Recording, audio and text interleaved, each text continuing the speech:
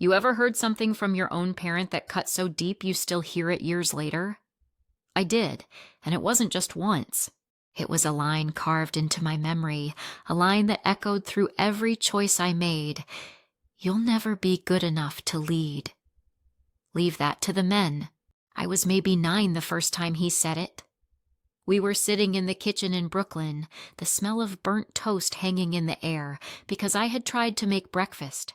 I remember the way the morning light hit his uniform, sharp and clean, while I sat in my pajamas with jelly on my fingers. I had been bragging that I could be a police chief one day just like him, and he didn't laugh, didn't smile, didn't even soften. He just looked straight at me and delivered that verdict, cold, final, like a gavel slamming down. That was my father, a man of the NYPD, tall, broad-shouldered, carrying the weight of the city on him. His voice wasn't loud, but it carried authority, the kind you can't shake. And I was just a kid, shrinking in my chair, jelly drying sticky between my fingers, wondering if maybe he was right. But that wasn't the last time, no. Over the years, he repeated it in different versions, sometimes harsher, sometimes quiet like a mutter. At 13, when I tried out for the track team, why bother? You'll never keep up. At 16, when I told him I wanted to apply to the academy, stop dreaming, you'll embarrass yourself. Even at 18, on graduation day, when he stood stiff in his pressed suit, he leaned in and whispered, "Don't chase what you can't handle." Do you know what that does to you? To have the person you want most to impress treat your dreams like jokes? It doesn't just sting, it brands you. It shapes how you see yourself. I remember nights lying awake, staring at the ceiling, asking, what if he's right? What if I'll never be enough? And maybe you've asked yourself the same thing. Maybe someone you love told you flat out you couldn't do it, that you weren't made for it, that you should stop before you even start. And those words, they don't vanish, they echo. But here's the thing. Every time he said it, a small part of me tightened, like a knot forming in my chest. I didn't realize it then, but that knot was holding me together. Because deep down, I didn't want to prove him right. I wanted to prove him wrong. Still, back then, it didn't feel like strength. It felt like rejection. Imagine being a kid and looking up at your hero, only to see disapproval staring back. I would watch him shine his shoes until they reflected like glass, adjust his badge until it was perfectly straight. And I thought, maybe if I could be perfect like that, he'd look at me differently.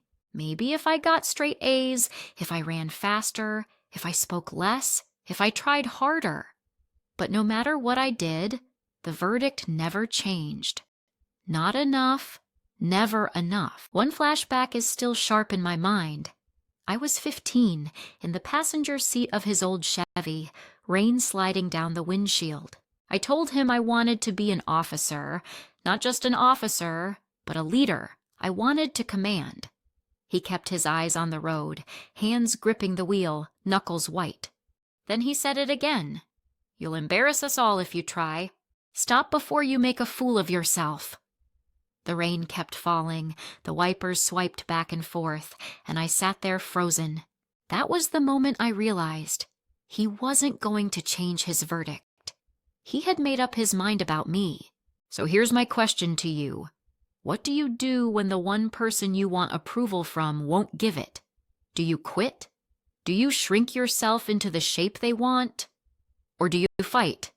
That's the hook of my story. That verdict, those words, became the soundtrack of my youth.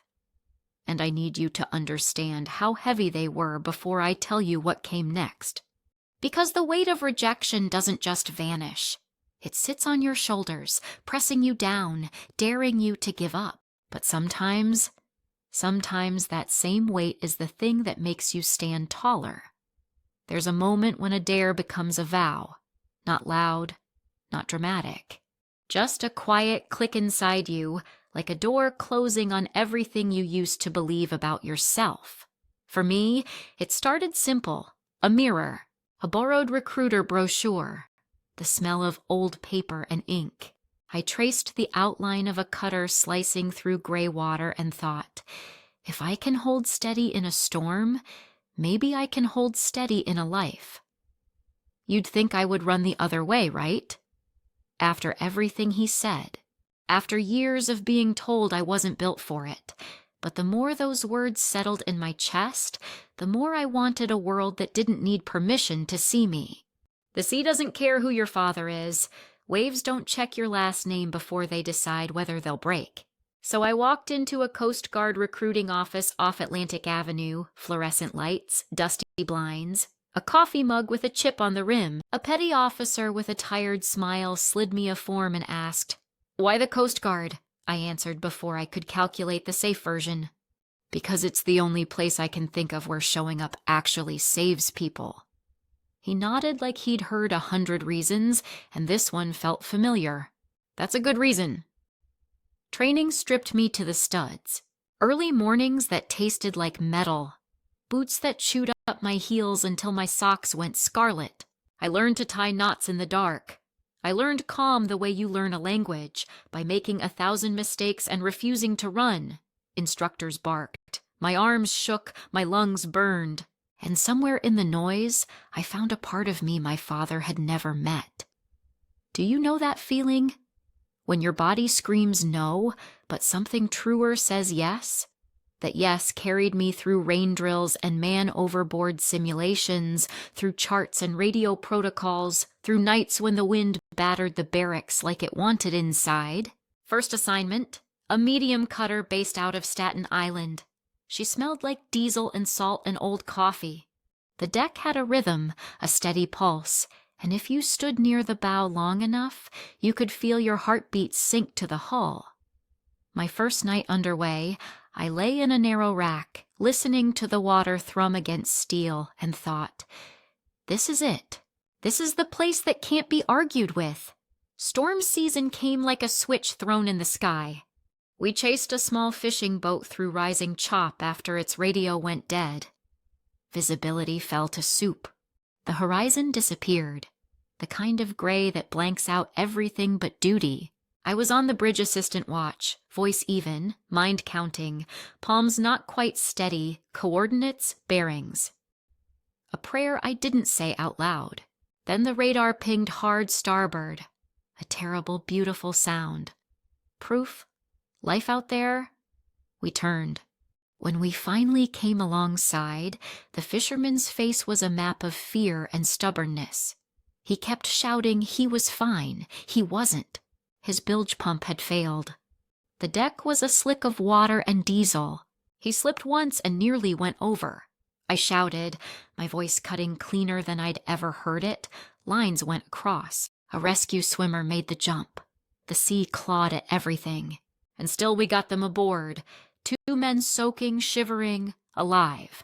After, back in the galley, my hands shook over a paper cup of coffee that tasted like ship and adrenaline. Someone slapped my shoulder and said, "You sounded like you were born on that bridge." I wasn't. But I wanted to be. I wanted the truth of that sentence to become real. Here's the thing I didn't expect. The uniform changes how strangers look at you, but it doesn't change who you are. It amplifies it. If you're brittle, the job will crack you. If you're stubborn in the right way, it will forge you. I learned to be stubborn about the right things, procedures, integrity, keeping my voice level when everything jumped into the red. There were other nights, a capsized kayak off Rockaway, a medevac where a child's breath came in shallow little sips, and we talked to her the whole ride in, describing the color of the sunrise she'd see tomorrow. A shipping container fire that left the air tasting like pennies and smoke. Each time, the same lesson. Fear can sit beside you without holding the wheel. If you're still here, maybe you've had your own storms. Maybe not in the ocean, maybe in a hospital hallway, or a courtroom, or a kitchen at 2 a.m., where the bills won't add up and the clock won't slow down. Maybe you know what it is to steady yourself when everything tries to tip. I started rising through the small things that never make headlines. Logs kept clean, drills run tight. A junior watchstander who shows up 5 minutes early becomes a watch officer who doesn't flinch when the radio crackles with a mayday. People assume leadership happens in speeches. Most days it happens in checklists. It happens when you choose the unglamorous right thing 100 times. The first time someone called me ma'am on the dock with real respect in it, I pretended not to hear the shock in my own chest.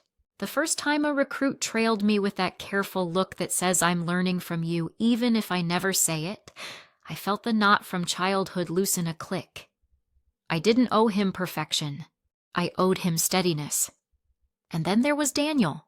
We met in Manhattan at a joint security briefing stuffed into a conference room that smelled like printer toner and old donuts.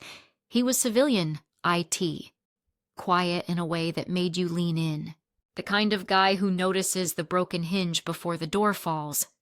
Most people looked at my ribbons first. He didn't.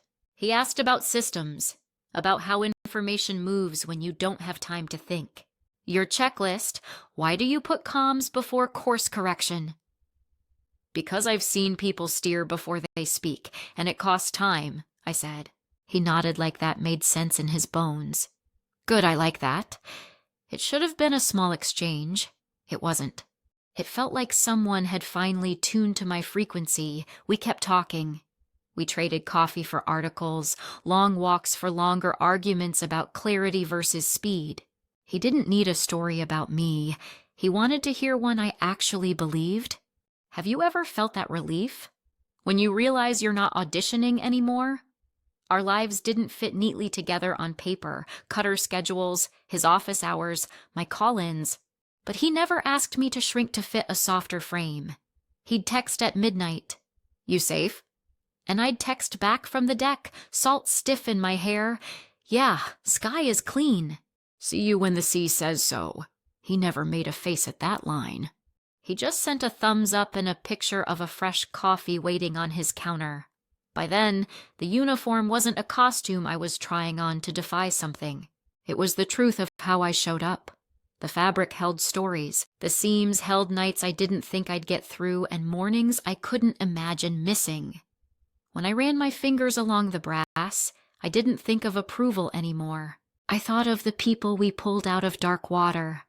I thought of the voices on Channel 16. I thought of the way a cutter hums like a living thing when the engines settle into their stride. If you're wondering about the moment, the exact second I decided not just to serve, but to wear the uniform unapologetically, here it is. It wasn't after a rescue. It wasn't a commendation. It was a boring Tuesday inspection. I was checking a locker. Someone had shoved a rescue strobe in sideways and the latch wouldn't close. I fixed it. Tiny. Nothing. But I stood there with my palm on the cool metal and realized this job is 1,000 small, right choices that add up to one big truth. I belong here because I keep choosing what keeps people alive. That's the vow. That's the uniform. And yes, the music changed in my head. For years it had been low and slow, all minor notes and doubt. That day it lifted, not loud, just brighter. The melody of competence, the rhythm of a life becoming something I could stand inside without apology, Daniel noticed. "You carry yourself different," he said one evening on the Brooklyn Bridge, our steps falling into the beat of the city. "How?" "Like you don't owe anyone an explanation," I smiled. "Maybe I finally don't. Maybe you're waiting for a permission slip from a parent, from a boss, from some authority who stamps your life approved. Let me say this plainly. The ocean didn't sign mine, I did. With early alarms, with clean logs, with steady calls at midnight when someone's worst moment became my job. I chose the uniform, and the uniform chose me back in the only way that matters, by letting me serve, by giving me a place where being exact, being calm, being stubborn in a storm wasn't a flaw. It was the point. If any of that lands with you, if you've ever felt the itch to step into something bigger than your fear, stick with me. The next turn matters. The day didn't start dramatic. It started with starch and steam, with white fabric that almost glowed in the early light, with a brass button that refused to settle until I breathed, slowed my hands, and pressed it flat. I laid my dress whites across the bed like a promise, not showy, not fragile, honest. The room in our tiny Staten Island rental felt smaller because of it, like the air was making room for something bigger than both of us. Outside, gulls argued over nothing. A bus hissed by, brakes squealing, the city waking up to its own rituals. Inside, I checked every seam, every edge, the way I had 100 times before inspections. Habit calmed me, ritual steadied me. Daniel texted first. A photo of his tie, crooked on purpose. "Need your approval, Commander," I laughed. Sent him back a thumbs up, then typed, "Straighten it or I'm writing you up." He replied with a coffee emoji and a heart simple. The kind of simple that makes you feel safe. I pinned my hair tight, no veil, no lace, just pins that clicked like tiny metronomes against a morning that felt too quiet. When I slipped into the jacket, the weight settled across my shoulders the way a hand settles, warm and certain. I didn't think of rebellion. I didn't think of him, not yet. I thought of checklists and vows, of standing where I belong in the thing that tells the truth about me before I say a word. The car ride to the chapel smelled like old vinyl and lemon cleaner. The driver said congratulations without looking back. Staten Island blurred by, brick, sky, flashes of water. Daniel had chosen the chapel for the way light falls through the windows at noon. He is like that, you know. He notices where light lands. He notices where people do too. When we pulled up, my chest did that small expand and hold it does before weather hits. Not fear, not even nerves, just the sense that something precise was about to happen, and I needed to be ready. Inside the vestibule, the floor shone like a lake caught still. The chaplain smiled, calm, familiar, the kind of presence that lowers the noise in your head. "How are we feeling?" "Like a checklist with legs," I said. He laughed, nodded. "We'll keep it simple." Simple. That was the point. No flowers choking the pews, no glitter. Sleeves rolled metaphorically, even in a chapel. We were here to say one clear thing in front of people who understood clear things. Two of my closest teammates waited by the door. Melissa in civilian dress, hair braided back like always. Tran in a charcoal suit that somehow still looked like a uniform. They didn't fuss, they didn't gush. We don't do that. Melissa squeezed my shoulder. Tran said, "We've got your 6. The words landed, clean and solid. You can build a ceremony on words like that. And then my phone buzzed. You know that small sound?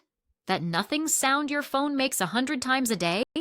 It cut through the vestibule like a blade. A reflex made me reach for it. My glove squeaked against the case. I didn't expect his name. I hadn't saved it the last time he called, and I wasn't sure if I ever would again. But I knew the cadence of that number, the way you know a storm by the color of the sky. I opened the message. "Take off that uniform. You're embarrassing us." The words were bare. No greeting, no period. Just the command and the verdict, bound together like they always had been. The room didn't tilt. It narrowed. Sound pressed in from far away, the organ warming up, a cough, a shoe scuff. My lungs forgot their job for a beat. My body remembered every version of his voice that came before, layered one over the other, until they sounded like a chorus meant to drown out oxygen. Melissa saw my face change. "Hey," she said quietly. "You okay?" I turned the screen so she could see. Hand steady because training does that for you even when your insides snap.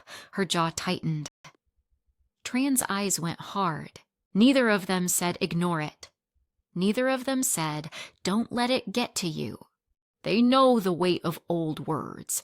They know the way they can hollow you out if you pretend they don't. "Do you want me to hold your phone?" Tran asked. "No," I said. "I want to hold it." The chaplain stepped closer, reading the air the way good leaders do. "We can wait," he offered. "We're not waiting," I answered, surprised at how even I sounded. "We proceed on schedule."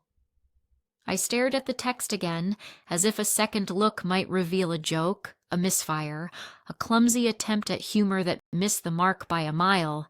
It didn't. It was exactly what it was. The same line I'd heard since I was a kid, now dressed in pixels. Here's the part you might not expect. I didn't cry, I didn't rage, not then. What rushed in was something cooler, a clarity that felt like cold water after heat. He was still the same. I was not. You ever have that instant when a story you've carried turns and shows you its spine? When you realize the ending you've hoped for, an apology, a softening, might never arrive the way you pictured, and somehow you're okay anyway? That was me in a vestibule with a phone glowing in my hand. I locked the screen, slipped the phone back into the inner pocket of my jacket, felt it settle against my ribs like a stone I'd trained to carry. I adjusted a cuff, checked a button, breathed. From the chapel beyond the door came the first sweep of the organ, low, confident, unmoving, the kind of sound that chooses a pace and dares you to match it. The light through the stained glass shifted, a rectangle of gold inching toward the threshold like a promise trying to make it into the room. Melissa's hand found mine, warm, present, human. "You ready?" she asked. "I've been ready longer than he's been afraid," I said, surprising myself again with the simple truth of it. People talk about wedding nerves. My heartbeat didn't spike, it steadied. All the crises I'd trained for didn't vanish. They lined up behind me. The rescues, the radios, the charts, the checks. A different aisle, same spine. You move forward when it's time. But yes, there was a small, sharp ache. The kind of ache you get when you finally stop hoping an old wound will behave itself for once. When you accept that some people will choose pride over presence. If that sentence lands in you, I see you. That ache doesn't mean you're weak. It means you were willing to love. I thought of Daniel at the front, probably standing with his hands folded because he knows I like that posture better than a fidget. I thought of the first time he told me he didn't want me in a dress on our wedding day. He wanted me in truth.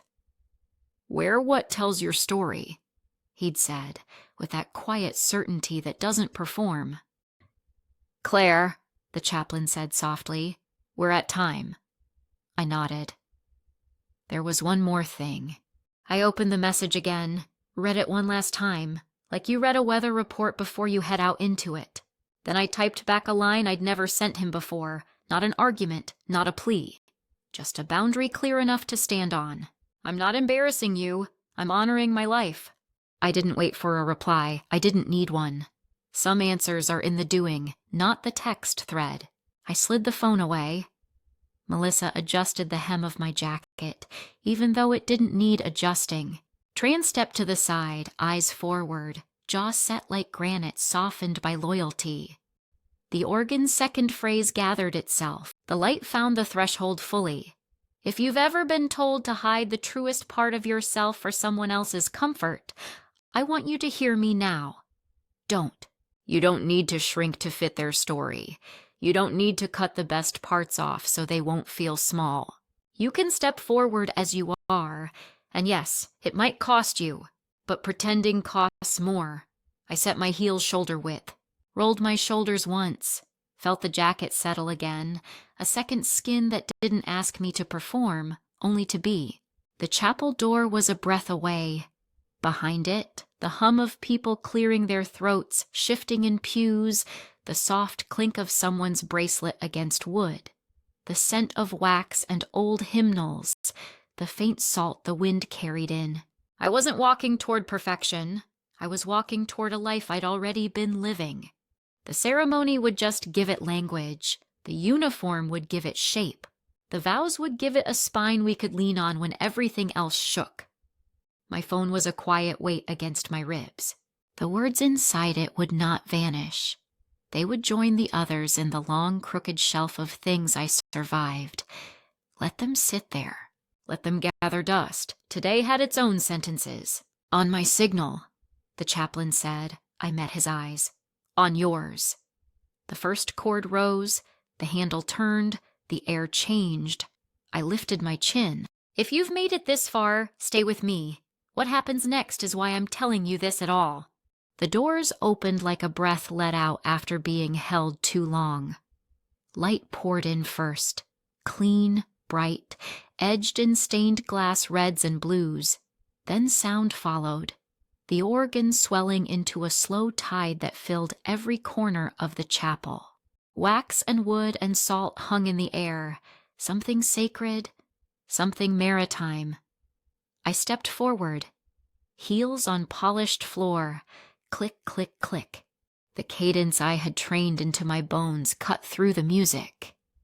My hand brushed the seam of my jacket. The fabric felt cool, exact. A second skin that didn't perform, it testified. You ever walk into a room and feel it measure you? Not with malice, with memory, faces turned, shoulders squared. I caught flashes, silver hair, sun-browned necks, the thin white lines at the edges of eyes you only get from squinting into weather. Men and women who knew what engines sound like at 3 a.m., who know the smell of diesel and rain when it mixes into a paste that stains your cuffs for days. I didn't scan for him, not yet. I held the center line and let the aisle carry me. Left foot, right. The organ gathered itself, rose a step. My breath matched it because that's what breath does when it wants to obey and not get in the way. Then the sound cut. Not the organ.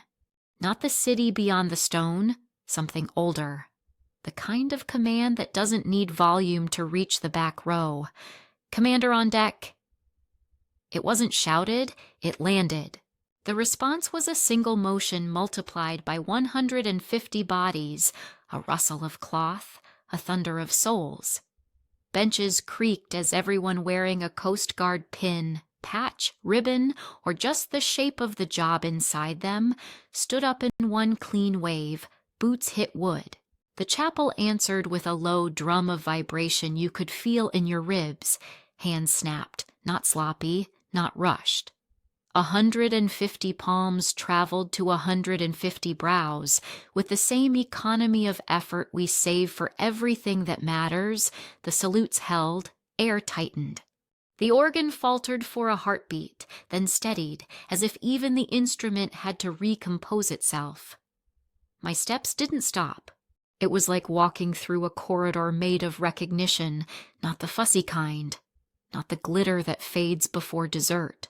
Recognition that says, we saw you when no one else did. We see you now. You could have heard a coin hit the aisle. No coughs, no whispers. Just the skin prickle quiet that shows up when a room agrees to feel one thing together. 1,000 tiny memories fired in me at once. A cold ladder at dawn, a whistle blown on a windy pier. The first time a recruit asked me how to lace boots so they wouldn't blister in wet socks. The radio crackle of a Mayday that still visits in dreams, the way the voice on the other end breaks on the vowels. The smell of coffee that's burned and still exactly right at 0400, a checklist taped down so spray can't peel it. The weight of a helmet on a small girl's head as she laughs because the strap is too long and she doesn't care. I kept moving. Commander on deck had happened to me before, on cutters, on docks. In classrooms where maps shouted their angles from the walls, but never here.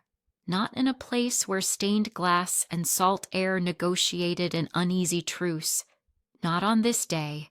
Not when a different command still burned against my ribs. 4 plain words trying to make themselves the headline. Take off that uniform.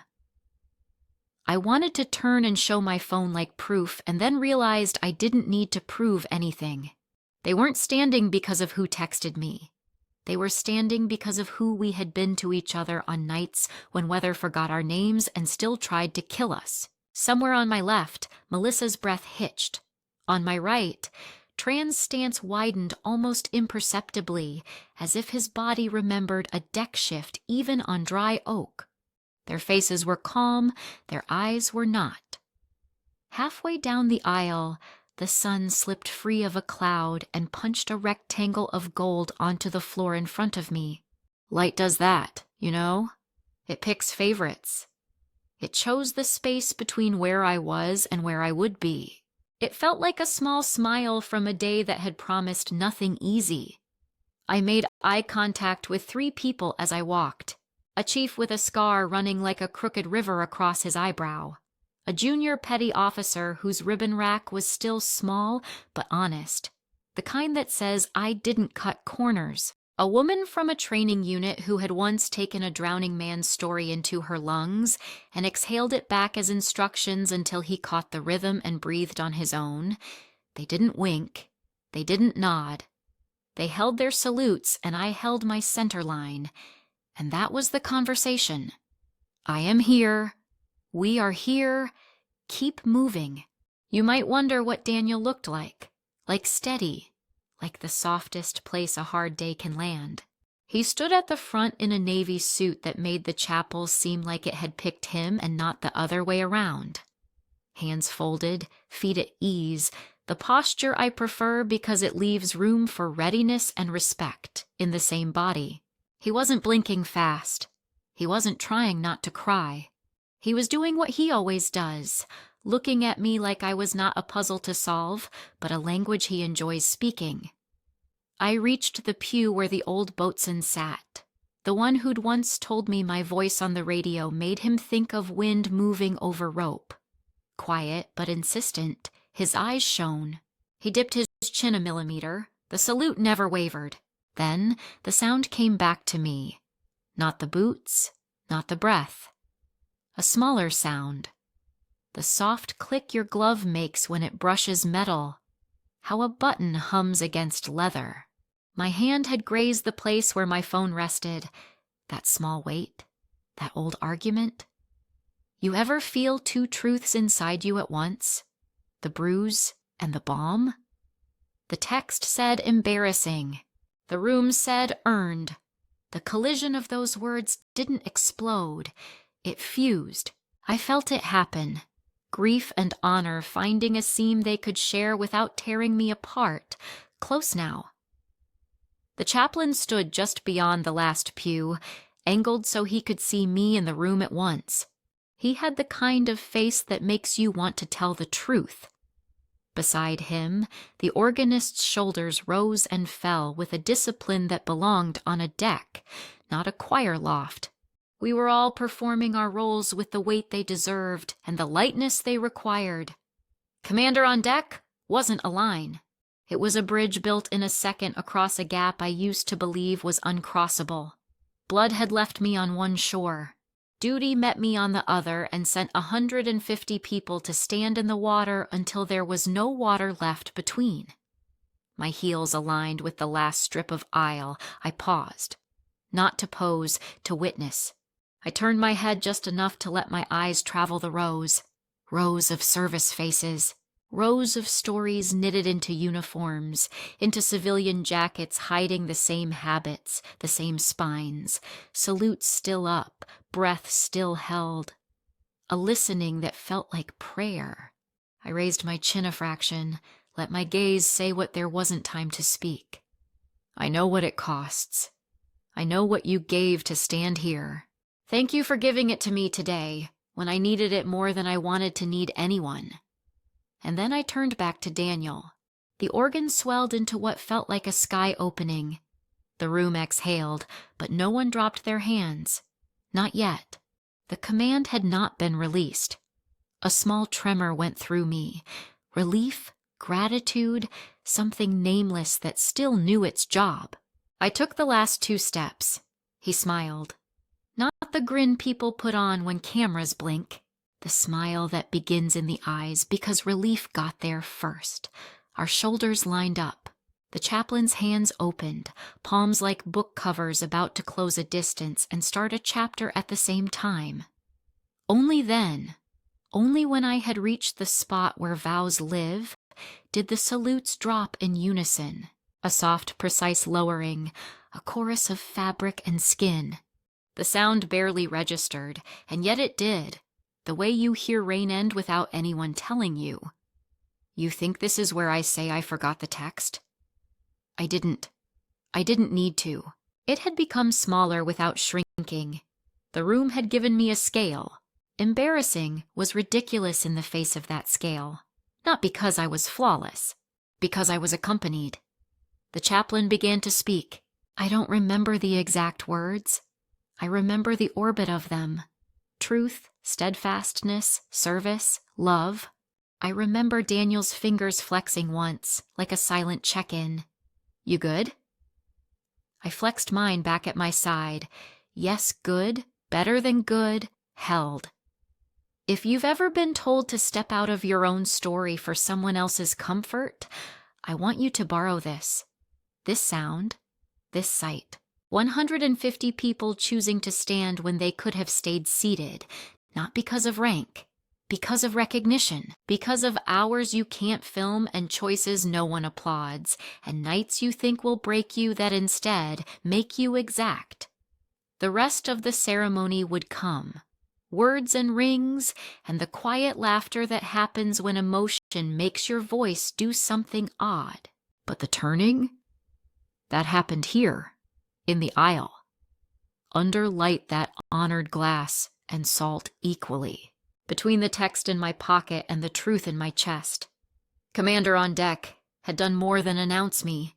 It had returned me to myself. If you're still with me, stay. The echo of that moment doesn't fade when you step outside.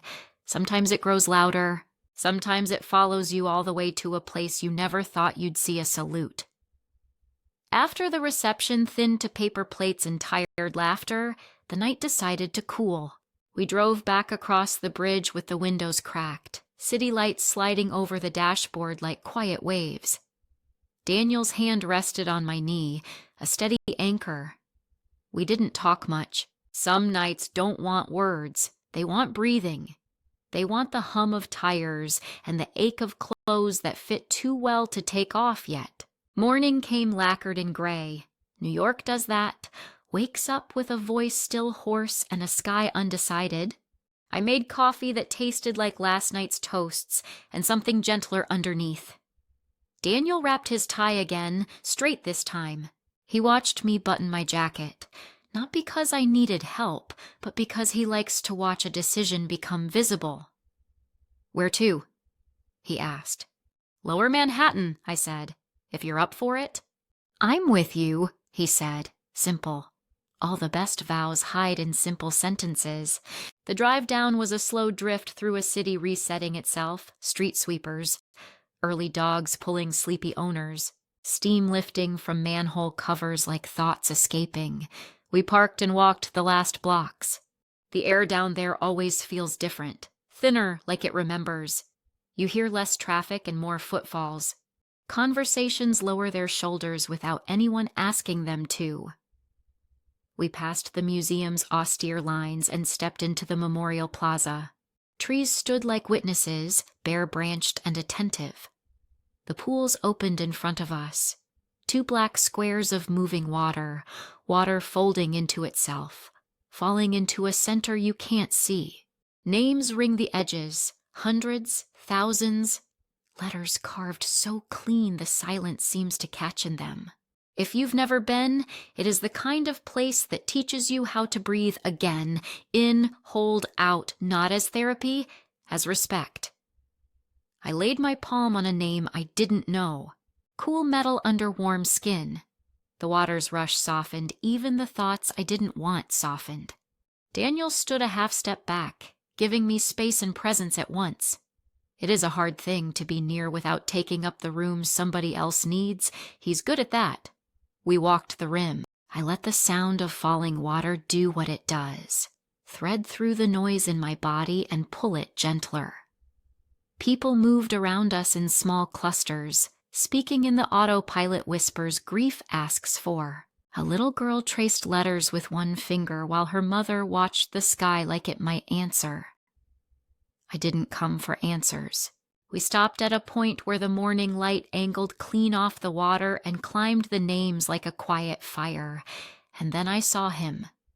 He stood on the far side of the pool, near a maple that kept its distance from the fountain's wind.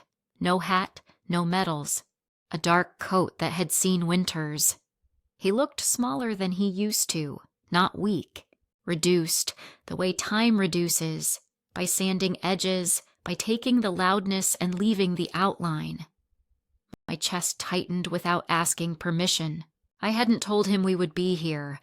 Maybe you're wondering how he knew fathers know. Or maybe the city told him, or the river, or someone who loves both of us and has faith in timing none of us deserve. Daniel's hand found mine and squeezed once. Do you want me to wait? Yes, I said. Stay.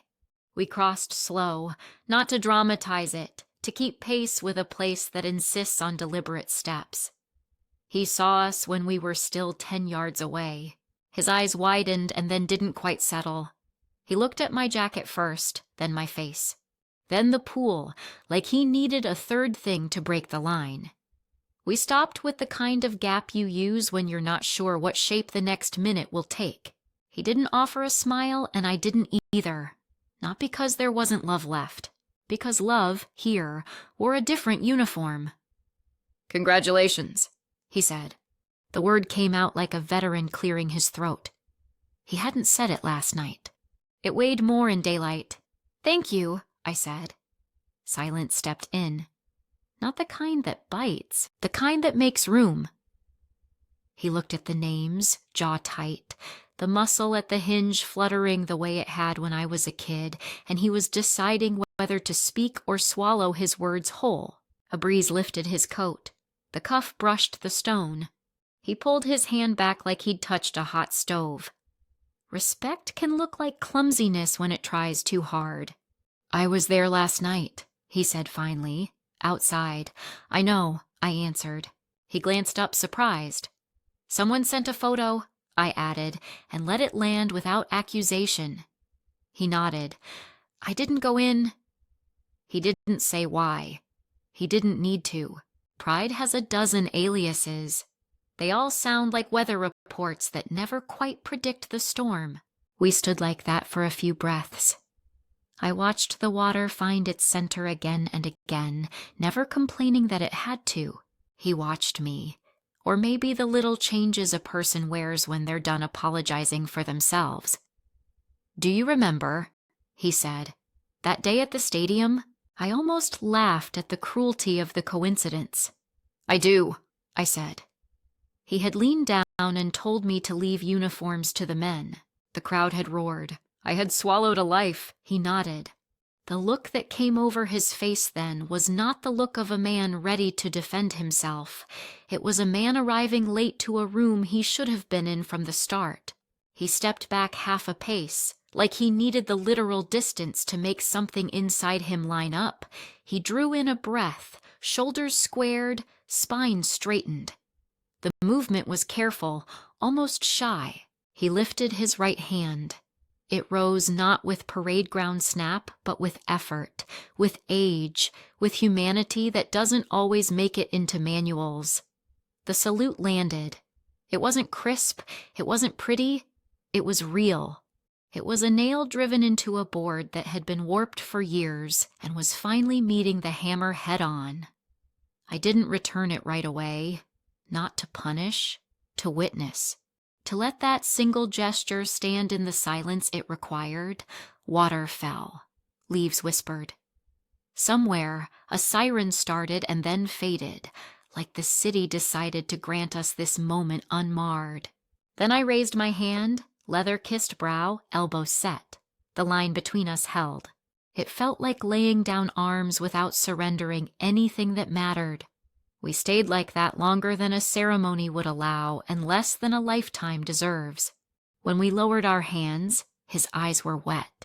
He looked away so the tear could make its own way without audience. Some men will cross a desert barefoot before they let you see the salt on their cheeks.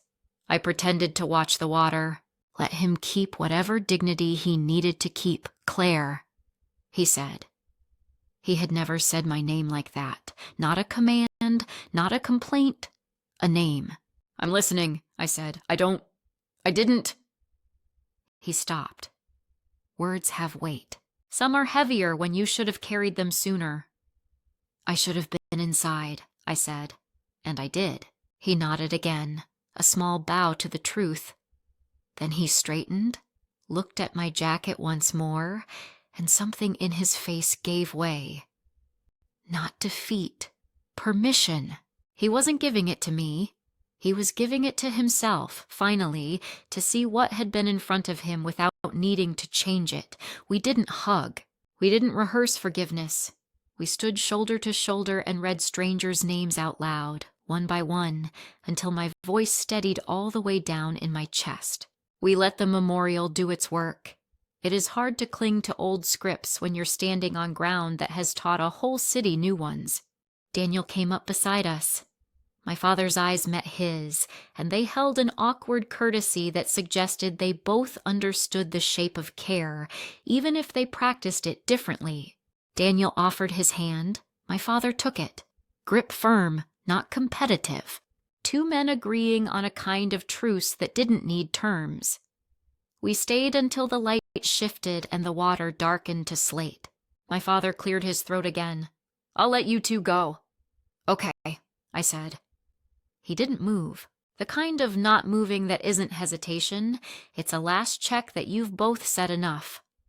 Then he nodded once more, slower this time, and turned away. He walked with that same measured pace I grew up memorizing, the stride of a man who used to carry other people's emergencies and learned to make it look easy. When he reached the end of the path, he looked back. For a heartbeat, the old hardness flashed in his posture, then it softened. He lifted his hand one more time. Not a salute, not quite. A half gesture, like a promise written in pencil. Then he was gone. I exhaled and felt something unclench. Not a victory. Not closure with a neat bow. A door somewhere inside me finding its frame again. Daniel didn't ask, "How do you feel?" He just slid his fingers between mine. I leaned against him and let the sound of the water braid us both into something steadier. If you've made it here, take a breath with me. There are moments that don't belong on a timeline. They belong in the quiet between words. This was one. One salute. 1 second. One shift that reached back into years I thought were sealed and opened them just enough to let light in. And yes, what came after would test that light. But for this moment, we stood at the edge of loss and let a small, imperfect gesture count as hope. The morning after Ground Zero, the city felt rinsed, cold sun, clean air. The kind of light that makes everything look like it has sharper edges and truer colors. I thought the moment would live in that private, steady place where the most important things go when nobody's watching. I thought it would be ours and stay ours. By noon, my phone said otherwise. The first ping was from Melissa, a link, no message. Just the blue underline and a preview still. Me in dress white stepping into the aisle. A wash of stained glass, a blur of faces. I tapped. A 30-second clip played. The caption read, "Haven't cried at a wedding in years," until this. The sound kicked in and there it was, clear as a bell. "Commander on deck." You could feel the room rise in the pixels. I smiled. I didn't cry. Not yet. I texted back a simple "Who posted?" Melissa replied, "Random guest, I think." Then it jumped. Jumped. As in, 1,000 views turning to 10,000 before you finish your coffee. As in, notifications that start like polite taps on your shoulder and become a drum line. Ping, ping, ping. My cousin in Ohio. "Is this you?" "I'm crying. A former recruit." "Ma'am, I showed this to my mom. She gets it now." A stranger. "I don't know you, but thank you for your service. Thank you for this." At first it felt like a chorus joining the song we had sung the day before. Then more links, more angles. Someone in the choir loft. Someone from the back pew. Someone's shaky phone from the doorway catching the first beats of the organ and the way my heels found the rhythm. Every clip had the same spine. Those 3 words, that single motion. The wave of people standing. Viral is a strange word when the thing spreading is reverence. It feels wrong and right in the same breath. By late afternoon, journalists started creeping into the comments like ivy. Would love to talk. Can we interview you for a feel-good feature? We're doing a piece on military weddings, quick quote. Their profile pictures smiled like promises. Daniel glanced up from his laptop at the kitchen table. You seeing all this? I held up my phone. The screen looked like a slot machine stuck on jackpot. I'm seeing it. He stood and kissed my forehead, then leaned back against the counter, arms folded. How do you feel? Exposed, I said, in a surprisingly gentle way. Okay, he said. Let's keep it gentle. For an hour it was. Messages from shipmates, from civilians who'd never seen a salute up close, from a retired chief in Maine who said the clip took him back to the smell of diesel and the sound of gulls on cold mornings. A teacher said she played it for her 8th graders, and they went quiet in a way they never go quiet. A woman wrote, My daughter asked if she can be like you. I told her she already is. And then the first headline slid under the door like a draft. Commander on deck. Coast Guard wedding brings strangers to their feet. Okay, that was fine. A little glossy, but kind. An hour later, viral clip shows rare salute at New York wedding. Still fine. The words rare and salute in the same sentence have a way of drawing clicks. And then, pride in uniform, the bride who wore her rank. The word wore did something to me. Like the uniform was a costume. Like the thing that tells the truth about me could be reduced to fabric and shine. By evening, the tone bent. You can feel it when it happens. Headlines sharpen, then split. Some lean toward awe, some toward doubt. Some toward the kind of curiosity that isn't looking for an answer so much as a reaction. Inspiring or inappropriate. The debate over a viral military wedding, quote, Should service stay off the aisle? When duty walks down the aisle, not everyone applauds. Not everyone, of course not. The internet is a city with alleys for every opinion. I'm not fragile about disagreement. I am particular about intent. The DMs shifted. Beautiful. But is it really the place? Clout chasing in uniform? My brother died in uniform. This made me cry in a good way. My dad says women shouldn't wear that to a wedding. Thank you for letting my daughter see herself. Praise and pushback braided together until my notifications felt like a rope burn. I put my phone face down and stared at the ring of coffee on the table. Daniel set a glass of water by my hand, then moved the phone an inch away like distance could teach it manners. Do you want to stop reading? He asked. Yes, I said. I didn't. We both knew it. The gravity of attention can be as strong as any storm surge. The clip kept moving.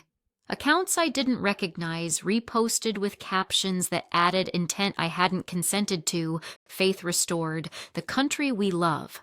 Finally, a woman who gets it.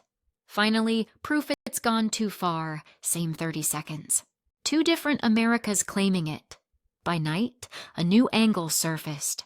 A thread with my maiden name, photos from years I didn't post, and then, as if the algorithm was bored with the shape of uplift and needed a sharper hook, a mention of my father.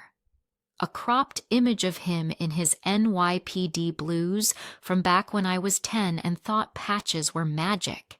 Sources say the bride's father did not attend. Was Dad snubbed? Or did he snub? Family rift behind viral salute? There it was. The center pivoted. The story tipped from ceremony to blood. The comments sniffed it and swarmed. Where was her dad? Maybe he couldn't handle it. Maybe she cut him off. Good for her. Maybe she's using the uniform to get back at him. Anyone else think there's more to this? Yes, there was more. Not for them, not tonight. I went for a walk because walls can start to feel like opinions too. The Staten Island air tasted like river and bus exhaust, and something metallic that always sits in city wind. I looped the block twice. A neighbor watering a stubborn strip of lawn said, "Saw you on my niece's TikTok. Hell of a moment." I thanked him. He nodded like we'd discussed the weather. When I got back, Daniel had pulled up a chair by the window. He doesn't try to fix what feelings do to a room. He makes space around them. We sat without touching for a minute. Then he reached over and tapped my phone. "You want to set limits?" "Yes." "Okay," he said, and we did simple things. Turned off previews, filtered unknown senders, shut down a few tags that felt like open doors in the wrong neighborhood. Here's the piece I didn't expect. A DM from a small local reporter. No checkmark, no glossy logo. Just, "Heard your father used to be NYPD. I'd like to tell this fairly. Off the record, how should I frame his absence?" It was the first time that day I felt my shoulders drop. The ask was human. The ask understood the difference between a moment and a person. I typed, "He was outside. That's all I'll say." She replied, "That's enough, thank you." 10 minutes later, another ping, bigger outlet, big logo, big promise. "We're doing a piece on families divided by service. Would you go on record about your father?" "No. Can we interview him?" I paused. The question wasn't about me, it was about access. Access has teeth. I stared at the screen long enough for the little bubble to give up. Then I typed, "I can't control who you call, but I won't feed this." They wrote back a thumbs up emoji, which felt obscene and efficient at once. By morning, the salutes had traveled to breakfast shows. Hosts smiled at teleprompters and said my name like a friend's. They played the clip, then tilted their heads and asked whether it was appropriate to wear a uniform at a wedding. They brought on an expert. He had strong opinions and soft facts. He spoke like a man who confuses confidence with accuracy. Then came the panel, gratitude, skepticism, confusion, a quick laugh, a commercial break. My inbox pinged with a subject line I didn't want to read. Request for comment. "Your father speaks." I didn't open it. Not then. My stomach had learned to measure before my eyes could. Daniel slid a mug toward me. "Tea this time, honey." He doesn't crowbar me into calm. He invites it. "You know," he said, "the clip is still doing what it did in the room." "What's that?" "Making people stand." He shrugged. "Different reasons, same motion." I wanted to believe him. I did, in the way you believe a lighthouse even when the fog tries to erase it. The afternoon brought a new layer. Reaction videos, side-by-sides, someone in uniform saluting from their living room, someone in scrubs clapping in a break room, a firefighter raising his helmet to the screen, a teenage girl whispering to her camera, "I want to be this brave," a man in his truck saying, "My dad never showed up either. I'm proud of you." The chorus returned, ragged and real and loud. Between them, the other kind, too. The ones who live to flip the coin, publicity stunt, uniform cosplay. Bet her dad had a point. The hand I wasn't using curled into a fist on the table. Not anger, a bracing. Here's the pattern interrupt I didn't plan but needed. A voice note from Tran. It was 6 seconds long. "Ma'am," he said, "we've still got your 6. Log off when you need. We'll still be standing when you log back on." That sentence went straight to the place the headlines couldn't touch. I did log off, for an hour, for 2. I folded laundry like it was a living thing that needed order to breathe. I scrubbed the sink until it forgot every glass it had held. I let the quiet be loud. When I logged back in, the clip had crossed a number I could not wrap around. It had stopped being a video and started being a place people visited to feel something about themselves. That's the dare and the danger, People Project. They pour their own fathers, their own uniforms, their own griefs into your 30 seconds. If you stand still long enough, they will also pour blame. A text came from Melissa. Heads up, a big outlet is asking about your dad directly. My fingers hovered. Did you? No, she replied. I said no comment. Always, but they're going to keep asking. Of course they would. Attention is a fire that wants new wood. Ceremony burns clean, family burns slow. I could feel the story trying to pull me into an argument I didn't want to have in public. The argument wasn't about uniform at a wedding. It wasn't even about fathers and daughters. It was about who gets to write the line under your life and call it the truth. The internet loves a tidy line. My life does not, so I made a choice. Small on the outside, huge inside my chest. I opened my notes app and wrote, I will not defend myself to strangers. I do not need to prosecute my father. I will tell my story when it serves the people who need it, not the people who feed on it. I stared at those sentences until they felt like they would hold. If you're listening and any of this sounds like your life, if your private, hard-won moment has ever been dragged into public and sorted by people who weren't there, take this with you. You don't owe everyone access to your wounds. You get to choose what's sacred and what's shareable. Stay with me. Because what came next pulled the story tight as a knot and forced me to decide whether I would stay silent or speak.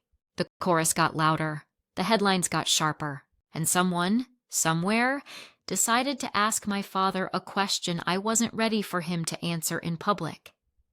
The email arrived with the subject line that makes your stomach stiffen before your eyes can catch up. Interview request. Your father responds. I didn't open it. Not because I didn't want to know, because I already knew the shape of what it would say. By noon, I didn't have to guess. A clip began to circulate. Studio lighting. A blue backdrop that tries to look like authority. A lower third banner that loves a cliffhanger. Father speaks out. I watched without sound at first. His jaw moved like it always has, tight on the hinge. The anchor leaned in with sympathy that was really a hook. I turned the sound on. He cleared his throat. I never sent that text, he said. His voice was flat, crisp, the tone that once made me sit straighter at the dinner table. People lie on the internet. The anchor nodded like she was steering a ship through a channel she'd sailed 1,000 times. So the message that's being reported, take off that uniform. You're embarrassing us. You're saying you did not write that? I did not, he said. This is an attack on my character. Do you know how it feels when someone rewrites your reality while the camera keeps a straight face? It isn't heat, it's ice. It slides under your ribs and makes your lungs feel like they've forgotten the order of things. Daniel muted the TV. You don't have to watch, he said. I have to hear it once, I said. Then I'll know what I'm answering with silence. The anchor tested a different angle. Some commenters suggest your daughter wore the uniform to provoke you. Is that fair? He looked down and then up in a move so practiced it could have been part of a drill. I support service. I serve this city.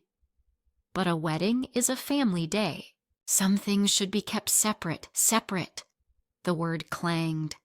As if the rescue version of me and the woman getting married couldn't stand in the same body.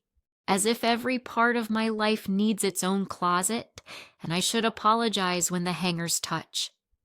The clip ended with a smile that didn't reach teeth. The anchor thanked him for his time. The banner promised a follow-up. My phone lit like a flare.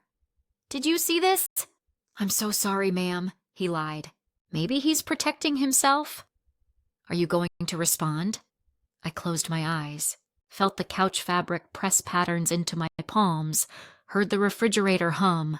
The smallest sounds can tether you when a bigger one tries to pull you into its weather. I still have the message, I said out loud, mostly to the room, partly to myself. Do you want to show it? Daniel asked. His voice didn't push, it offered. I didn't answer right away. I walked to the window, leaned my head against the glass, and watched Staten Island keep doing what it does. carry small lives in big loops. A kid kicked a soccer ball against a fence.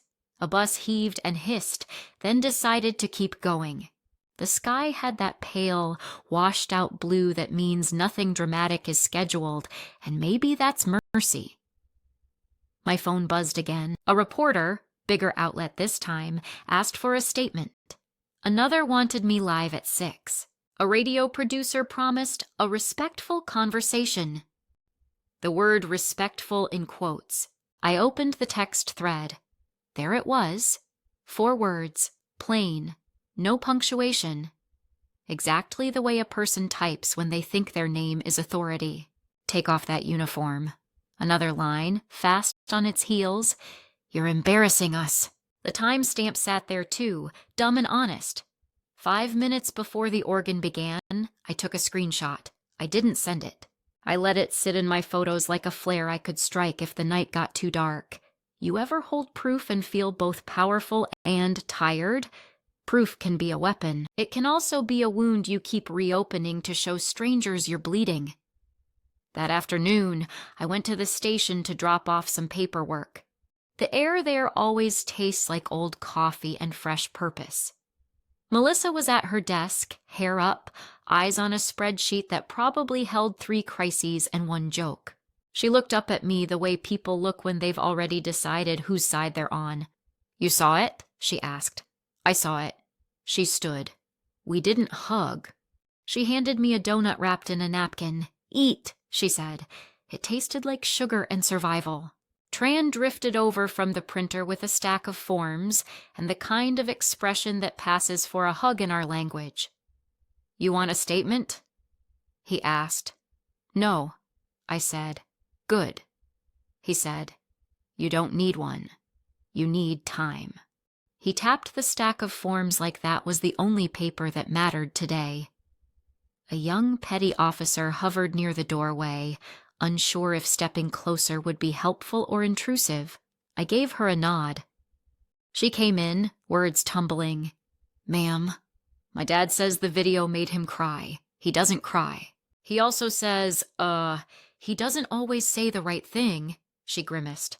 "I mean, I don't think your dad... I should go." She started to back out. "You're fine," I said. "Thank your dad for me."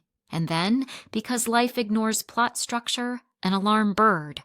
Voices shifted from human to operational in a single breath. A fishing boat overdue. Light fading on the bay.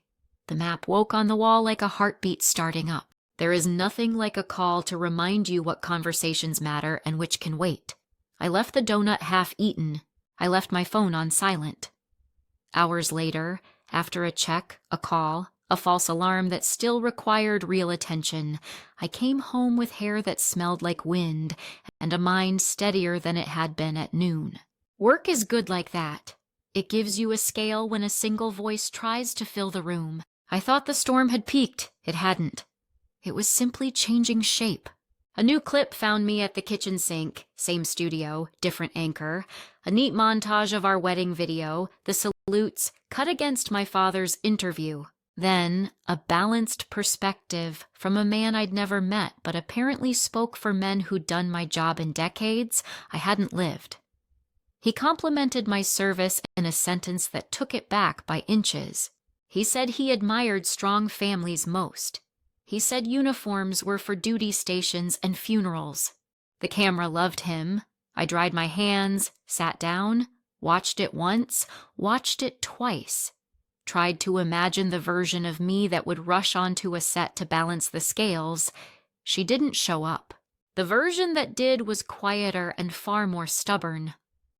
I drafted a statement no one would see. My uniform is not a performance, it is a vow. My father is not a villain. He is a man afraid of what he does not control. I will not debate my right to stand in the life I built. I will not litigate a text message with a stranger in a suit. I read it out loud, let the words do their work on me, then deleted it. The DMs multiplied. The good ones still reached me. A woman in Calgary. My mother told me to be smaller all my life. I'm a firefighter now. Your clip gave us a shift room cry. A man in Leeds. My father denied he ever missed my plays. He did. I still love him.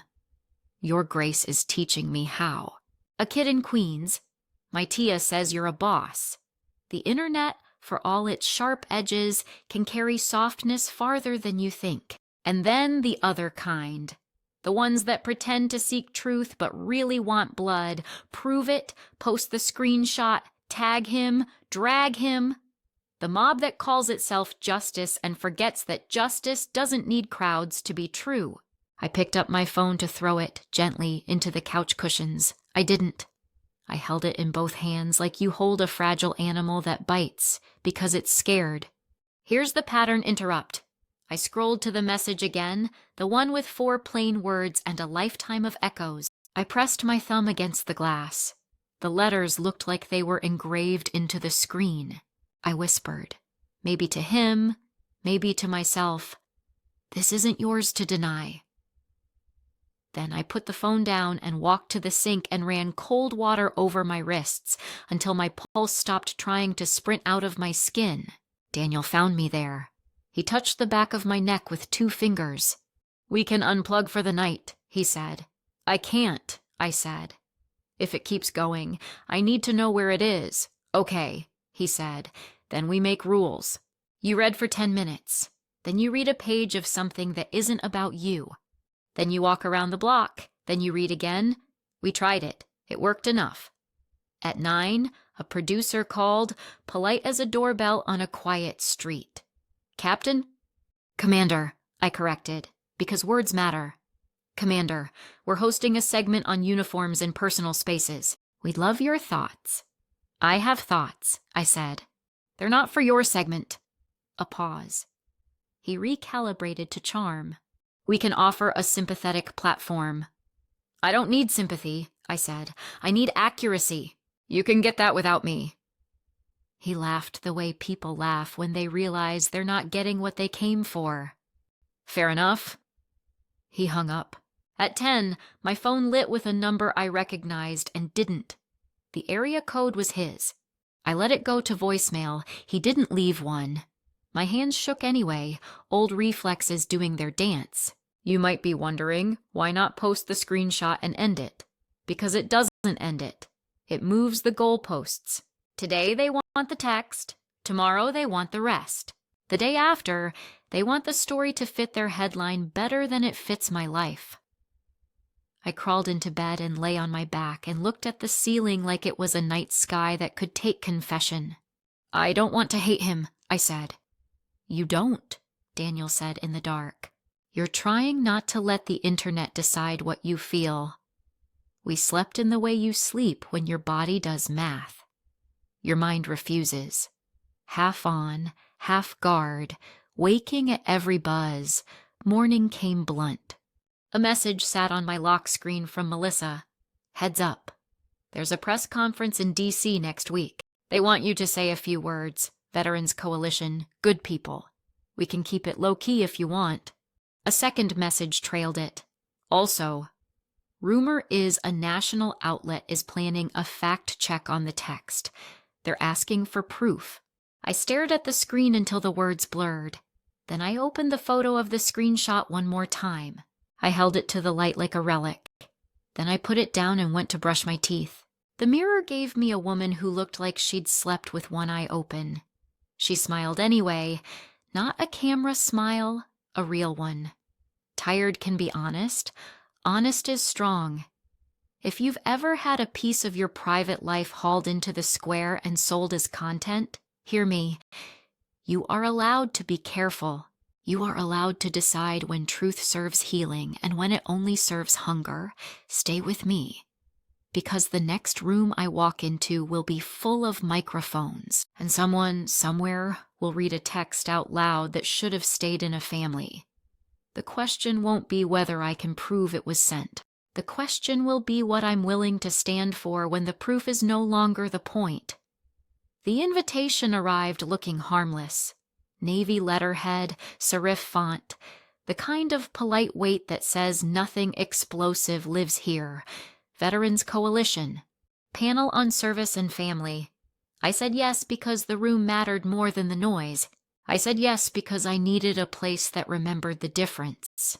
The hotel ballroom in D.C. smelled like coffee, carpet glue, and the faint metal tang of microphones.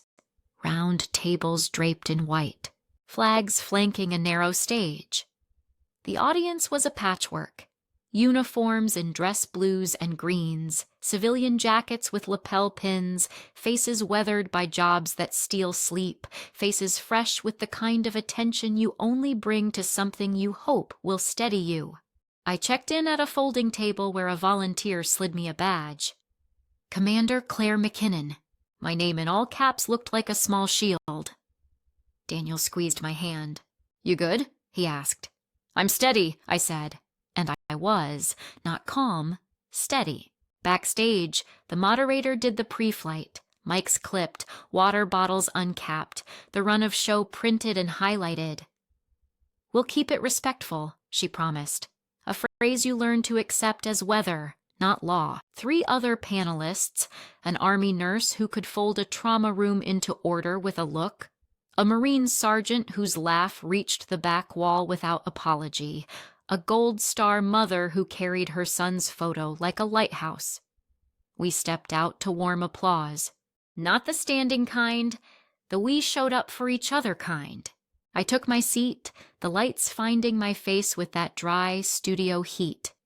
The murmur settled into the soft coughs and chair shifts that tell you a room is ready to listen. It started gentle.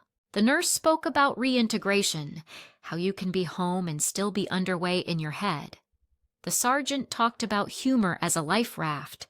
I spoke about checklists as mercy, how procedure is a kindness you offer yourself when fear tries to take the wheel.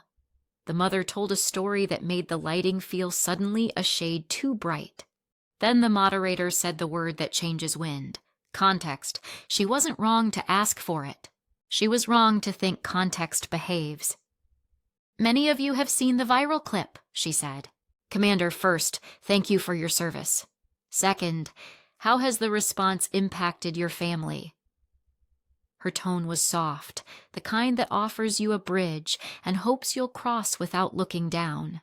I gave the only answer that was both true and clean. "Attention is weather," I said. "You don't argue with thunder. You find cover and you keep your people close." The room hummed its approval. Then the moderator nodded toward the front row. "We have press here today," she said. "We've asked for restraint." That sentence carried a seam you could trip on. A man rose in the second row, press badge, polished shoes.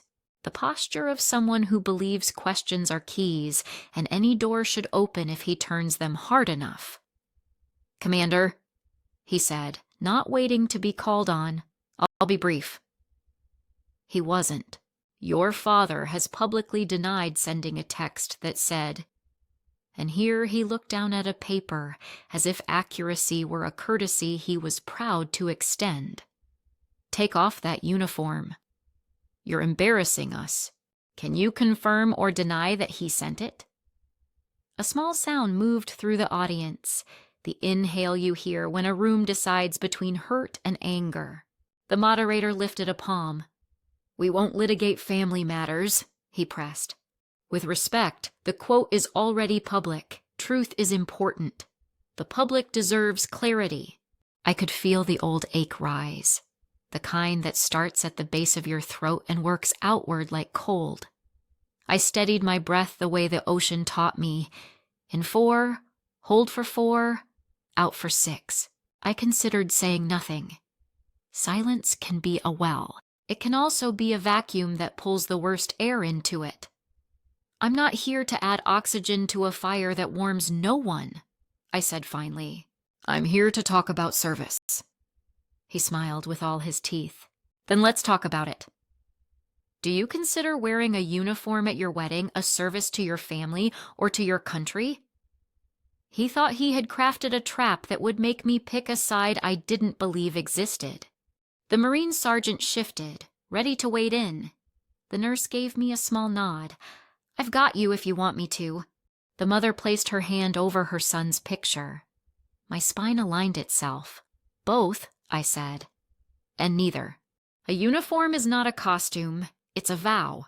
I wore it because it tells the truth about my life. My husband married the whole of me. The room exhaled. The reporter wasn't done. He lifted his paper like a shield. One follow-up. If the text exists, don't we owe it to the public to read it here, in full, so we can put speculation to rest? There are moments when time slows not because you are afraid, but because you are exact. I saw the stage, the flags, the crush of cameras at the back like a thicket of black eyes, the faces in the front row, hopeful, wary, hungry, kind. I saw the reporter's hand tremble just enough to tell the truth about his motives. He wanted the moment that would trend, the clip that would make his editor nod. No, I said. Silence fell the way good weather falls, completely, a true, heavy quiet. No coughs, no chair shifts. The house lights seemed to dim, though they didn't. In that hush, you could hear the microphones holding their breath. I reached for the water, didn't drink, let the glass cool my palm. There are things you read in a courtroom, I said. There are things you read in a chapel. There are things you read in the kitchen with the people you love. Not everything belongs to a stage. He opened his mouth. The moderator stepped in, voice calm. We're moving on. The audience applauded this time, not loud, but grateful. Then it happened. A woman in the third row stood up. Press pass, yes, but a different energy, less sharpened, more careful. Commander, she said, I'm the local reporter who messaged you. May I read a prepared statement for context? It's not about blame, it's about timeline. My heartbeat ticked faster. If you read something, read it whole, I said. She unfolded a paper that was clearly creased from being considered. A text message was sent to Commander McKinnon approximately 5 minutes before her ceremony, she read, clear, even. The room drew closer. Its content has been widely paraphrased. I have not seen the original. I will not ask for it here, but let me do the thing journalism is supposed to do. Let me read the sentence that has been debated, exactly as it appears in the public record, and let the room decide what to do with the weight of it. She looked up at me, an ask in her eyes, not for permission, for humanity. I nodded once. She read, steady as a metronome, Take off that uniform. You're embarrassing us. The words landed like a dropped anchor. You could feel the chain unspool through the floor. Someone in the back whispered, Jesus, under their breath. The kind of whisper that isn't a curse, it's a prayer. Pattern interrupt. The hotel's air conditioning chose that second to hum itself silent. The absence of noise filled every ear. My pulse counted measures, 1, 2, 3. I didn't flinch. I didn't look down. I let the sentence exist in the light it had tried to avoid. Not for the reporter, for the room. For anyone who had ever had their reality questioned because it was inconvenient for someone else's dignity. Then I spoke. Not to the press, not to the internet, to the people who had come on purpose with their pain and their pride dressed in their best. We all have sentences we wish had never been written, I said. Some we wrote, some were written to us. A sentence is not a life. What we do next is the story. The applause started in the middle tables, the ones with the retirees and the teachers and the kids who wore their first blazers like armor. It spread cleanly, not like a wave, like rain starting in earnest. The Marine sergeant laughed once, a sharp exhale that sounded like finally. The nurse's eyes were bright in that no-nonsense way. The mother's hand tightened on her son's picture and then relaxed, like something unclenched. The reporter who had pressed earlier lifted his mic again, but the moderator had already moved on. Questions about reintegration, she said firmly. About health care. About spouses who hold the line at home. The conference returned to its spine. Still, the moment kept its hum. You know that feeling when thunder has rolled on, but the sky remembers? That. During the break, people didn't ask for selfies. They asked for space to say one small sentence that had been living in their chests. My dad said something like that. My mom too. My CO. Myself. In my own head. They didn't want to cross-examine me. They wanted a witness. I can do that. I know how to hold a line quietly. In the hallway, the careful reporter approached, that same gentleness in her posture. "Thank you," she said, "for letting it be read without spectacle." "You read it like a person," I said. "That matters." She hesitated. "Your father has agreed to talk to me off the record." "No." She was telling me a storm forecast I hadn't asked for. "I'll treat him like a person too." "That matters more," I said, and meant it. Daniel met me near the service exit with a bottle of water and a look that checked every dial on my dashboard. "You good?" he asked again. "Better than good," I said. "I'm precise." We stepped outside into the DC humidity that wraps you without permission. Sirens slipped by on a distant avenue. A kid on a scooter shot past, shoes sparking against asphalt like a minor celebration. The city didn't change to narrate my life. It made room for it. That felt right. Back inside, the afternoon session shifted to policy, to numbers that turn into lives when a person with authority cares enough to do the math. I answered what I could answer. I declined what I would not perform. I watched a table of young women in ROTC jackets sit taller when they realized no one on stage would apologize for taking up space. At the close, the moderator asked each of us for one sentence we'd send home with the room. I could have said something polished. I didn't. "You don't have to prove your truth to people who prefer a headline," I said. "Stand in it anyway."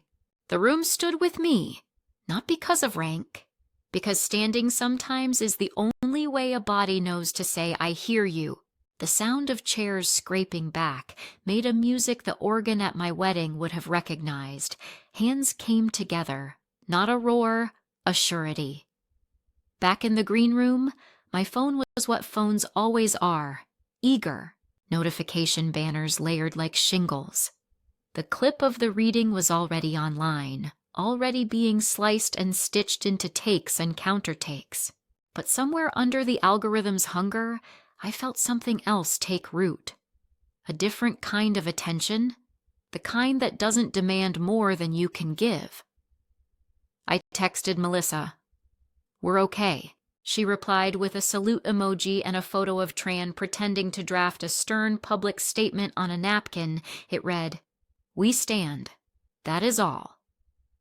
I laughed for the first time in 2 days. Laughter is the body's way of saying the storm won't have the last word.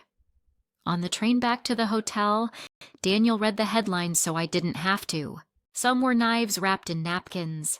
Some were genuine. One read, "Room falls silent." As sentence is read, then chooses what story to tell. I saved that one. If any of this is yours, if you've ever sat in a chair while someone read a piece of your life into a microphone, hear me.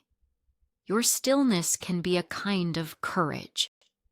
A pause can be a boundary. Silence, chosen, is not surrender, it's stewardship. The second session after lunch is always the hardest. Coffee has cooled. Nerves have settled into a tired hum. People shift in their chairs. We filed back into the ballroom, and the air felt heavier, like the room knew a storm was still waiting just outside the doors, deciding whether to come in. The moderator whispered, "Closing statements at the end. Take your time." She meant it kindly. It landed like a countdown. I sat. I felt the seam in the chair fabric against my palm. I watched the house lights make little halos on the brass railings. I listened to the low murmur of 1,000 private lives adjusting their weight. You ever notice how a room collects breath before something true happens? That. Panel 2 circled policy and resources, and I kept my answers clean. Yes, where I could. We need better where I must. People asked about caregiver burnout, pay gaps, deployments that stretch a marriage thin and then expect it to snap back without a mark. I spoke what I knew. I declined what I wouldn't perform. The reporter from earlier tried twice to tilt us back toward spectacle.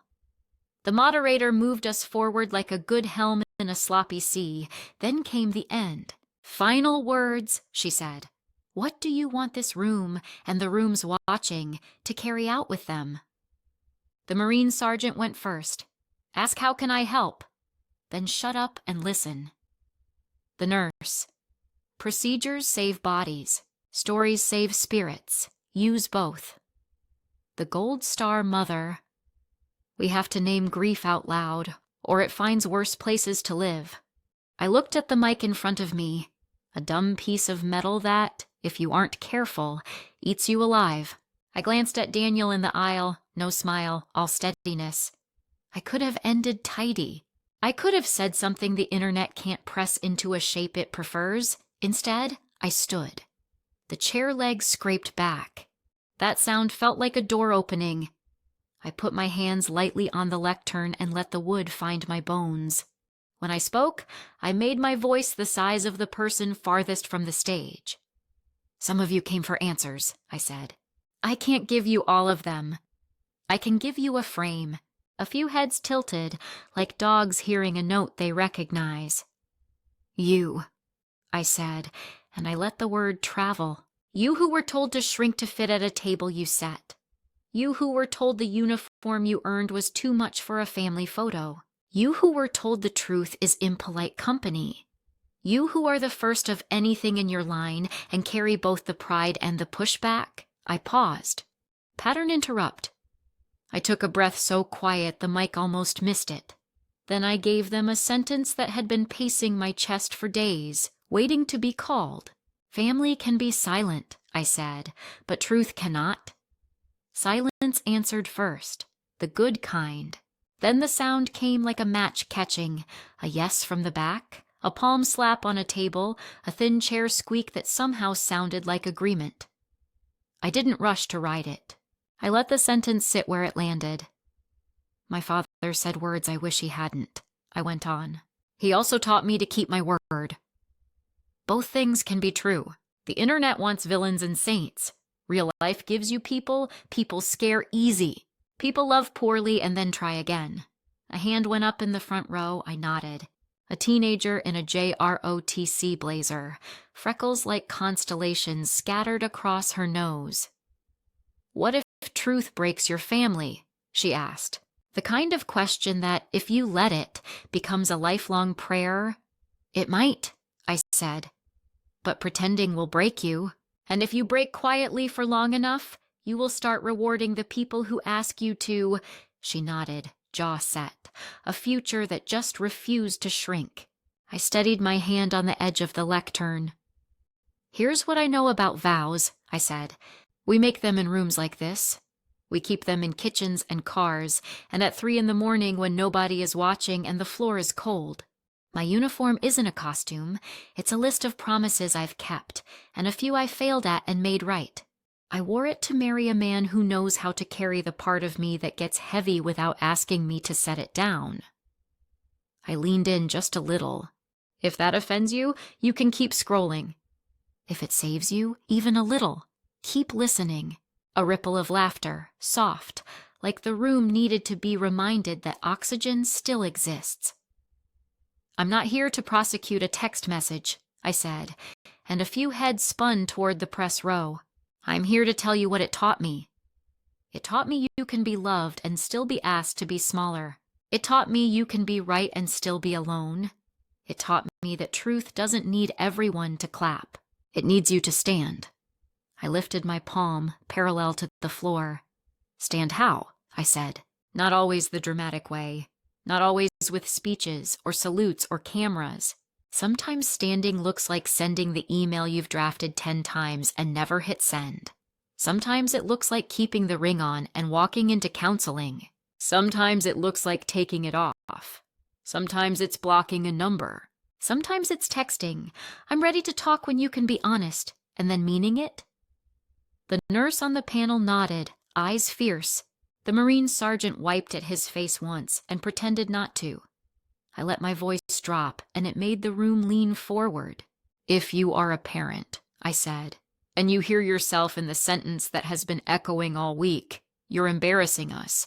Ask yourself who us is. If us does not include the child you raised, broaden us.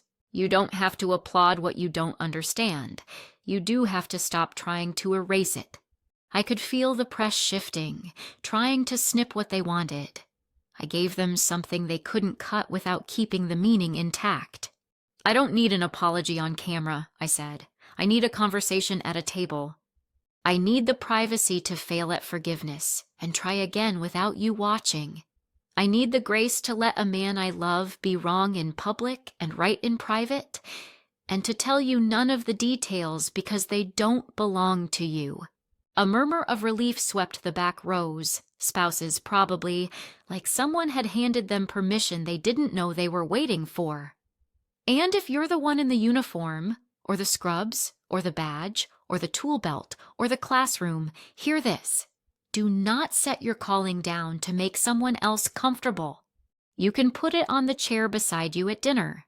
You can hang it by the door so you don't track mud into the living room. But don't pretend it isn't yours. I looked for the girl with the freckles. Found her. You, I said. You're allowed to be big. She smiled like a lighthouse just switched on. The moderator mouthed, "Rap when ready." I wasn't ready, but I was exact. "I'll leave you with this," I said, and my voice found the place it goes when I give commands at sea, clear, warm, not negotiable. There will be rooms where love asks you to be smaller. There will be rooms where truth asks you to be braver. Choose the second room. If the people from the first room love you, they will follow. If they don't, you will still have a life worth standing in. I let the last word hang, standing, an old verb, a simple one. A whole life stitched into one posture. Then the sound came. It started as hands, then chairs, then bodies. The applause didn't crash. It rose, it had weight, it had witness. The Marine sergeant reached for the mic like he wanted to add a joke and couldn't because his throat had other plans. The nurse laughed a small, broken laugh, the good kind. The Gold Star mother pressed her lips together and nodded once, like she was stamping a document that had needed her seal. The room stood, not the way crowds stand to be polite, the way people stand when they recognize their own legs. Daniel didn't clap right away. He watched me, made sure I was breathing, then joined in, like his hands were saying, "I've been clapping this whole time. You just couldn't hear it over everything else." I stepped back from the lectern. The applause followed, then caught me from behind like a steadying hand on a rolling deck. The lights softened, or maybe my eyes did. The press row blurred into a field of black circles and red dots and faces that for once weren't smirking. Pattern interrupt. The ballroom doors at the back swung open to let in a latecomer, and for half a second the city's noise spilled in. Sirens, a distant horn, life. The room didn't break. It absorbed the sound and kept standing. The moderator tried to close us out. The room wasn't finished. Someone shouted, "We're with you, Commander!" And it didn't land like a slogan. It landed like a promise. I lifted a hand, not to quiet them, to thank them. "Sit," I said gently, and they did, like a crew who trusts that the voice giving orders knows the water. Outside the ballroom, hallways became confessionals. My mother called me names for joining. My husband says the classroom isn't a real job. My son wants to dance. I told him to pick something safer. I'm going to fix that tonight. Quick testimonies, no cameras, no hashtags. Just the stubborn privacy of people practicing truth in small, brave sentences. The careful reporter stopped me by the service elevator. "That line," she said, "about family and truth, may I quote it?" "You can," I said. "Quote it whole." We rode down in a little box that smelled like lemons and steel. The doors opened to the kind of corridor only hotels have. Carpet too clean, lights too soft, a cart of stacked glasses that chimed when the wheels hit a seam. Daniel squeezed my hand. I let my head rest against the wall for a beat of quiet. "Was that what you needed to say?" he asked. "It was what I needed to hear," I said. I just said it out loud so I wouldn't forget. You, if you're still here, if your chest is doing that fast, tired thing because somebody you love told you to be less of what makes you you, take this with you. Say it in your kitchen, say it in your car. Say it into your hands if that's all the witness you can stand today. Family can be silent, but truth cannot. Stay with me. One more room. One more conversation I didn't expect to have in public. One confession neither of us could keep private anymore. 2 days after DC, the sky over the harbor looked scrubbed, salt on the wind. Ferries cutting their white stitches across the water. I walked the esplanade because the city is better at holding big feelings than any room I know. Daniel stayed home on purpose. "You've got this," he said, and meant you don't have to translate it for me in real time. I needed that. My phone buzzed with a number I could read from memory. I almost let it pass. I didn't. I put it to my ear and said his name the way you say a street you've driven 1,000 times and still almost missed the turn. "Claire," he said, air on his end. "No TV, no interviewer. Can we talk?" "We are talking," I said, "in person." I looked at the water. A gull dropped, grabbed, rose. "Okay," I said. "Not inside some studio. Not with anyone else listening." "Pier by the old ferry landing?" he asked. It was where he taught me to tie my first proper knot, where I learned the difference between secure and strangled. "Half an hour," I said. I got there early because I didn't want to arrive second in my own life. He came on time, which in his language is the closest he gets to apology, gray hair, winter coat. NYPD cap folded in his hand like a relic that couldn't protect him anymore. He stopped 2 paces away. We both took inventory without admitting it.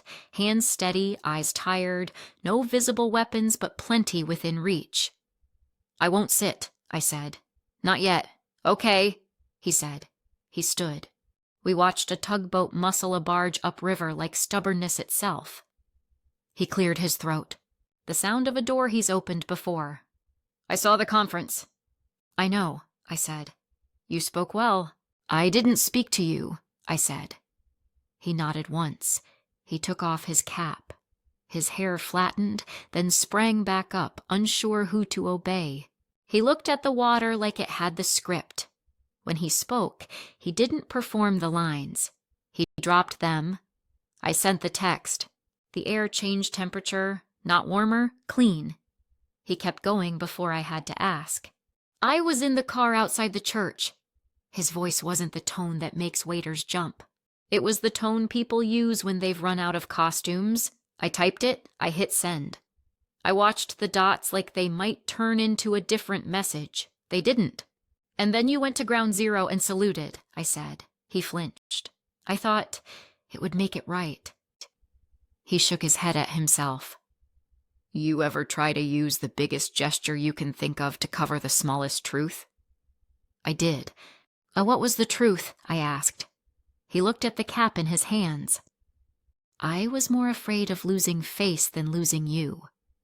The sentence arrived like a tide that doesn't ask permission, no garnish, no excuse.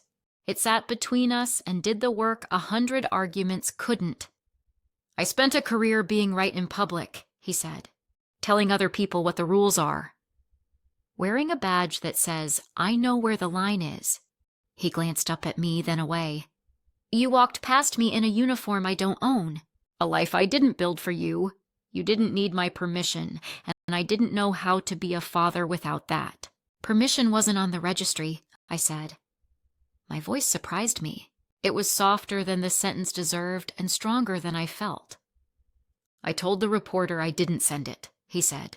"I lied because I wanted the world to think I'm the kind of man my daughter would forgive." His jaw worked. "Turns out the world can't help me with that." The ferry horn called across the water like an old friend.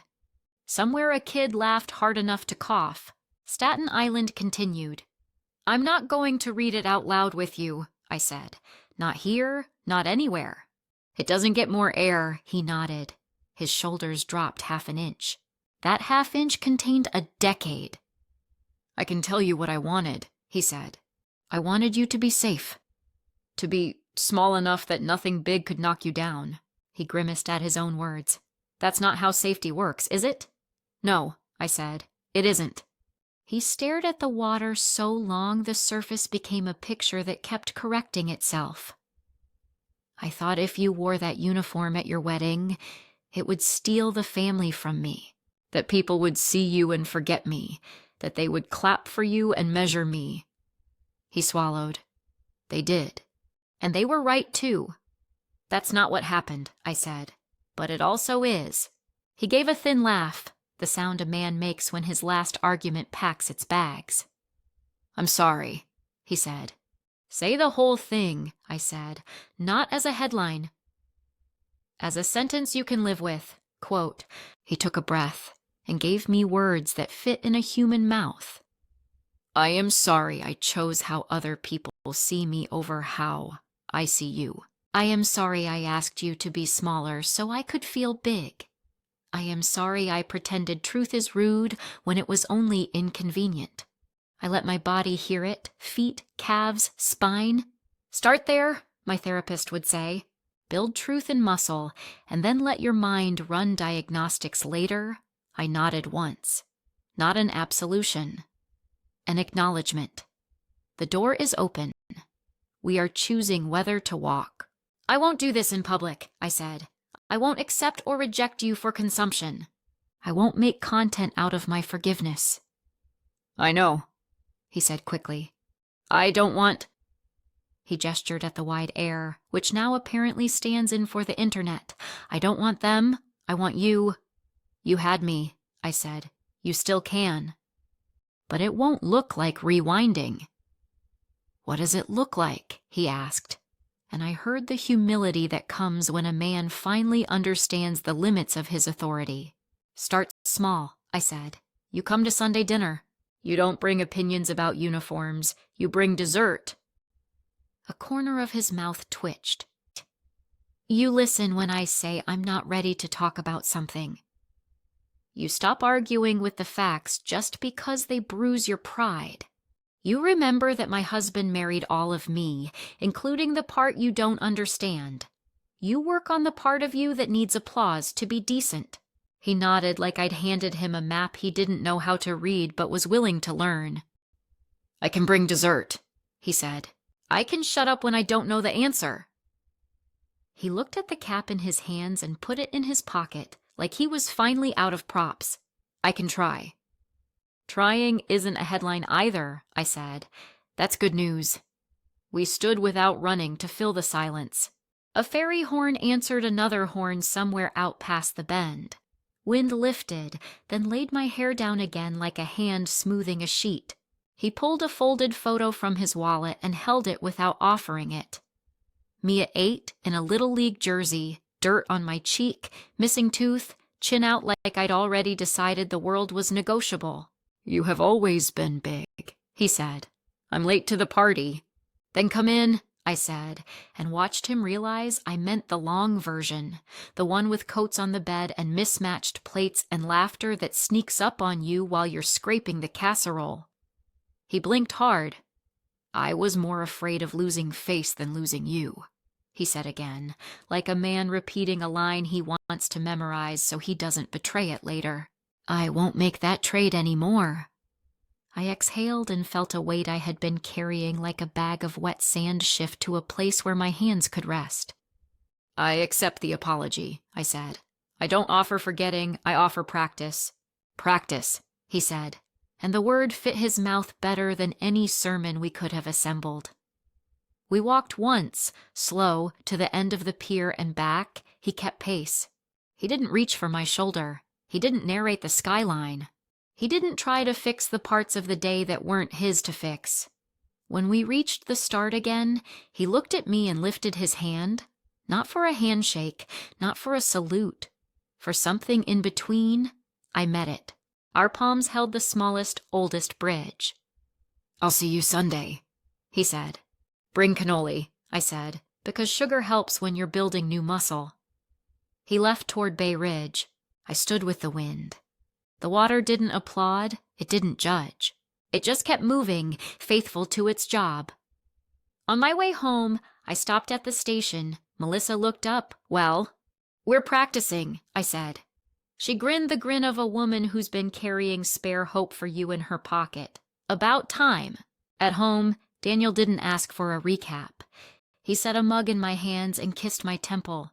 In the quiet kitchen, I said the sentence out loud that I want whoever needs it to carry away.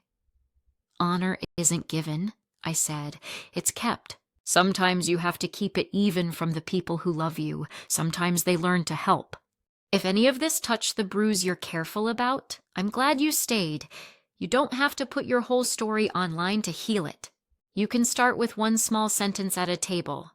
If you've walked this road, or you're on it now, share what you can in the comments, not the secrets, the steps. Someone needs a map to practice with. We are not our worst sentence. We are what we do next."